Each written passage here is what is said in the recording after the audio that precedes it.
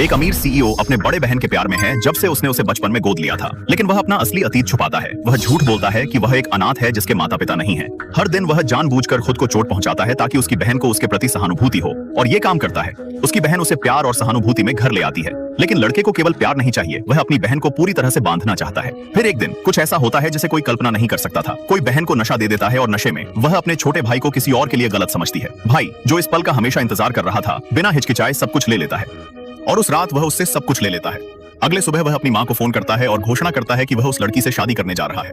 उसके बाद कहानी में एक ट्विस्ट आता है। बहन उलझन में और दुखी है। वह सोचती है कि उसे नशा किसने दिया। वह अपने सहायक से उस आदमी का पता लगाने के लिए कहती है जिसके पीठ पर एक निशान था, लेकिन साथ ही एक और समस्या है, उसके भाई का मानसिक स्वास्थ्य मुद्दा। एक दिन पुलिस स्टेशन से कॉल आता है कि आपका भाई किसी के साथ लड़ाई में पड़ गया है।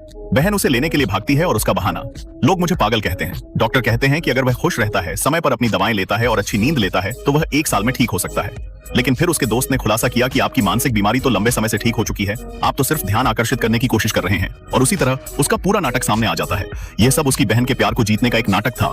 कहानी तब और भी तीव्र हो जाती है जब यह पता चलता है कि कोई ऑनलाइन उसके खिलाफ खबरें पोस्ट कर रहा था, लेकिन हर बार खबरें हट जाती थीं या लोग खुद गायब हो जाते थे। बहन का दोस्त शक करना शुरू कर देता है, क्या उसने किसी शक्तिशाली व्यक्ति के साथ मिलकर यह सब किया है, लेकिन वह इनकार करती है। तभी एक नया ट्रैक शुरू होता है। बहन को एक फिल्म शूट में जाना है जहां मेल लीड एक प्रसिद्ध आइडल क्यूइजर है। वह इस मौके का फायदा उठाने का फैसला करती है ताकि अपने भाई से भी मिल सके।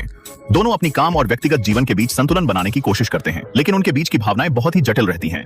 एक जिद्दी सीईओ ने अंततः कई बाधाओं को पार करने के बाद अपनी पसंद की लड़की के साथ शादी तय कर दी थी।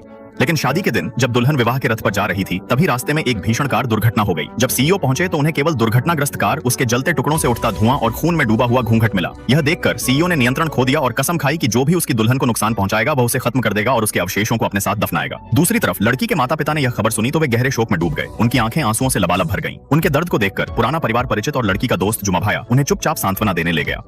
एक दूरस्थ गांव में वहां जब उन्होंने एक पुराने घर का दरवाजा खोला तो देखा कि उनकी बेटी जीवित थी और बिल्कुल सही सलामत। उसकी मां तुरंत रोने लगी और उसे कसकर गले लगा लिया। यह पता चला कि दुर्घटना के तुरंत बाद जुमा भाया सबसे पहले वहां पहुंचा था। उसने लड़की की जान बचाई, उसे हादसे से दूर सुरक्षित जगह पर ले गया और फिर कार में आग लगा दी ताकि झूठी मौत का दृश्य बन सके जिससे लगे कि वह मर गई है। उसका उद्देश्य था कि वह लड़की को सीईओ के बेकाबू कब्जे से आजाद करे, लेकिन उसे एक बात याद नहीं रही, अपने ही भयानक दुःस्वप्न को